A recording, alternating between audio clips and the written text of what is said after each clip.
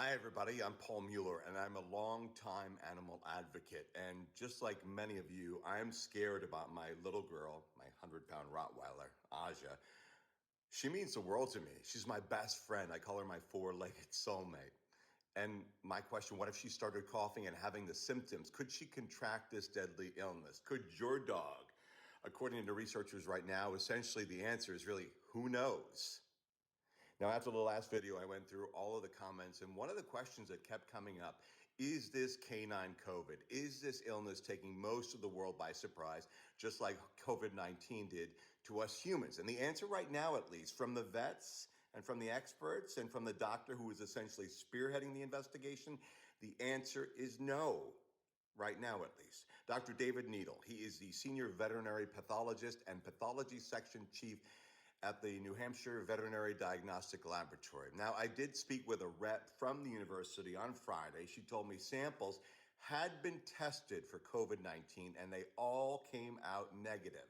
How many samples was one of my questions. She couldn't give me an exact number. So we're lining up an interview with Dr. Needle when he gets back, when he returns from a trip. Another question, how is it transmitted? A lot of you want to know about that. I want to know. Trouble is, no specific answer to give you. Again, researchers grappling with this mystery illness, and they just don't know a lot about it. So their advice, which is one of the precautions, you'll recall, they recommended for us humans during the pandemic, isolate.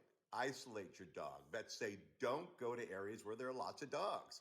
Of course, that includes dog parks, doggy daycare, wherever you can find lots of dogs at one time. And the key word here, I keep seeing it over and over again. And when I'm reading in the research, isolate. One person said in the comments, I'm even worrying about my dog sniffing around other dogs' scents on walks. And you know how they are with their nose. I'm worried about that too. Another one of the questions, is it from your dog food? A lot of you are asking this. And at this point, there is no research to indicate it has any connection with dog food. Another one, how about your dog's vaccinations? Vets say make sure they are up to date on all of them, especially ones they say that affect your dog's respiratory system, canine influenza. Again, they're telling you to keep up to date on vaccinations. Obviously, no new vaccinations because they only can tell right now it's a pathogen. Just the vaccinations that we've had around for dogs all these years. Okay, so another one. Can dogs get COVID? The answer is yes. We know this. Researchers have known that, but the number of cases reported since the pandemic with humans, very low. 174 cases of COVID in dogs worldwide, and the latest data as of November 25th, 2023, out of 112 infections in canines in the U.S., 4 dogs have died. That's a fatality rate of 3.6%. So from those numbers, at least, most of the dogs who got sick from COVID-19 did not die, but those numbers can be misleading. What about the cases never reported? Again, symptoms here, coughing, sneezing, nasal or eye discharge, lethargy, no energy, and that can turn really quickly into pneumonia, 24 to 36 hours. Some dogs we know have died. Researchers don't have an exact number. Many dogs have gotten sick, unknown number really there. So let's get back to Dr. Needle, the guy who's spearheading all this. Turns out he started hearing about and investigating this about a year ago. And that's when he's reported they saw the first cases. And this was in New Hampshire only. They didn't go beyond the Granite State. And then this year, according to his research, a lot more cases, especially in Massachusetts and Rhode Island. Also, just recently, it appears as though Dr. Needle and his team have found that potential pathogen, as I mentioned before, that's causing all this. It appears for the most part, he says, that cases are more about a prolonged cough and respiratory disease that lasts a long time and resist the treatments, and in rare cases, death. Now, he's now getting swabs. His lab is getting swabs from samples from, other states that are analyzed. They're going to analyze to find out and try to find out, I should say, what it is. And those results expected to be in within a few weeks.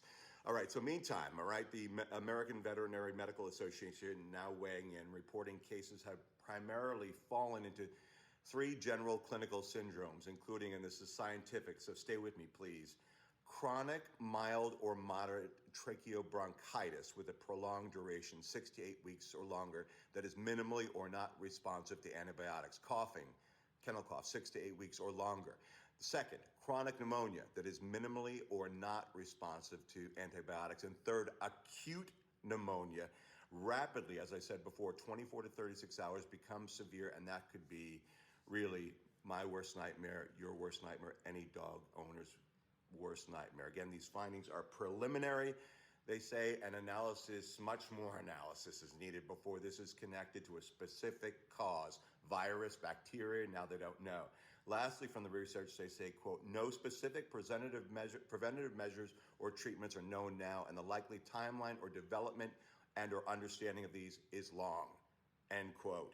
So I'm hoping that answers some of your questions. I'm not going to get into the conspiracy theories. All I'm doing right now is my best to find out more information on this and bring it to other people who treat their dogs as family members. But at the end of the day, as easy as this is for me to say, don't freak out. Researchers are saying that. Remain calm. Hard to do with all the unknowns here, right?